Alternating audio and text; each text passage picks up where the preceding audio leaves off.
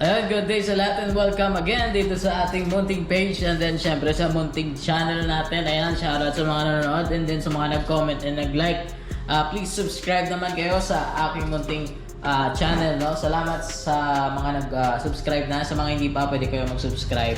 And please like button dun sa my Facebook page natin or follow us on Facebook page. So yan, meron tayong helmet dito. I think hindi ko pa to na re-review or na-introduce sa inyo. So isa to sa brand ng Spider Core. Ewan ko kung 2022 or 2023, sorry. So isa to sa mga pinakamagandang design na lumabas from Spider. So maganda to sa motard type, scooter, classic, cafe racer bike. Bagay dun itong helmet na to. So paano ko nasabi na bagay to? So ito yung itsura kapag gusto mo mag-drive ng motard. Okay, so ito yung visor niya, pwede mong itaas. Okay, and then kung gusto mo naman parang gusto mong parisan yung pagka-scooter or maliit na mga bikes, pwede mo siyang gawing half face. So removable yung sa panga niya or na dito sa may unahan, sa may baba. And then down mo lang to and then yun na, half face na siya. Okay, so check tayo doon sa may scooter type, motard. And then kung classic naman yung bike mo or cafe racer, itaas mo lang to yung visor.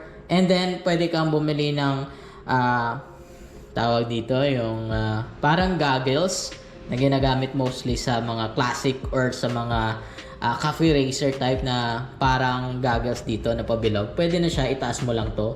Tapos parisan mo lang ng parang eyeglass na pang classic or cafe racer. Okay, so kung hindi ka pa, kung ayaw mo naman ito, yung parang sunroof dito, ay removable din to. Sa mga hindi nakaalam dyan. Okay. Ayan. Ayan. And then sa kabila. Ayan. So, ayan, na-remove na siya. Ayan, lagay natin dyan.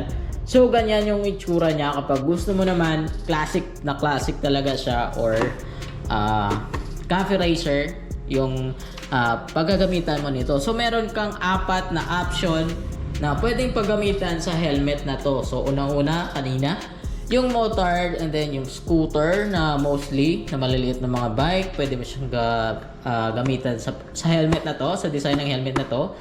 And then, classic bike and cafe racer, no? So, ewan ko kung anong specific na or isa lang ba talaga yung cafe racer or yung classic. Kasi yung iba din yung design ng classic na motor sa cafe racer, no? So, ayan. So, ito pwede mo siyang itaas and then mag-goggles ka. And then, nga pala sa mga nag-eyeglass, eyeglass ready po to.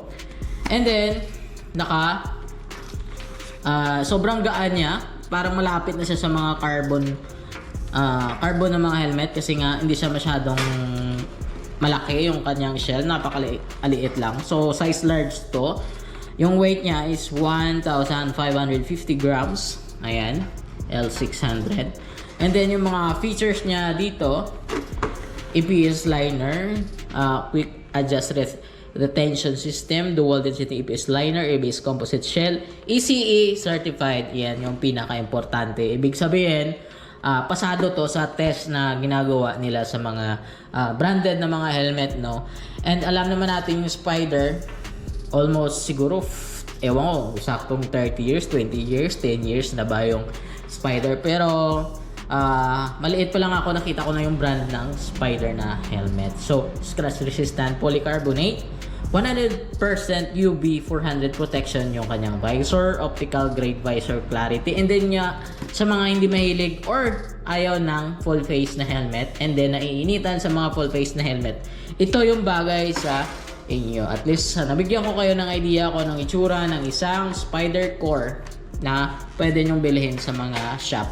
Ayan, at least may idea na kayo.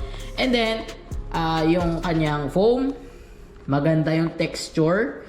Yung kasi yung texture na ganito, sabi nila doon sa Spider ng website ay maganda daw and then matagal siyang magbaho. So, one of the best para sa helmet na mga tela, yung matagal magbaho or yun nga, maging smelly, no? So, yun yung mga magandang helmet na magandang bilhin.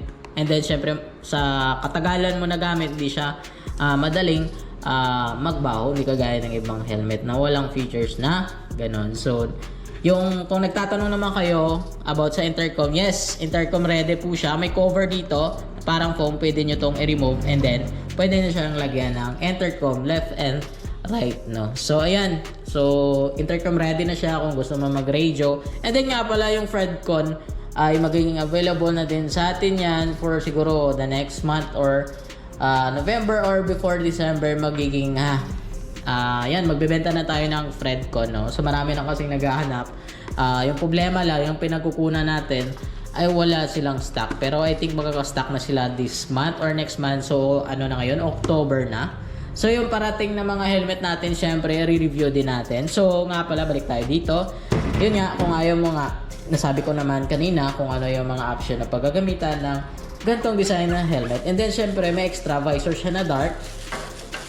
Yung isa naman ay clear. Ito naman yung silver. So may tatlong visor ka or may dalawang extra free visor, no? So sa halagang 4,695 dito sa aming shop, magkakaroon ka na ng 4 use ng helmet na to or nababagayan ng helmet na to.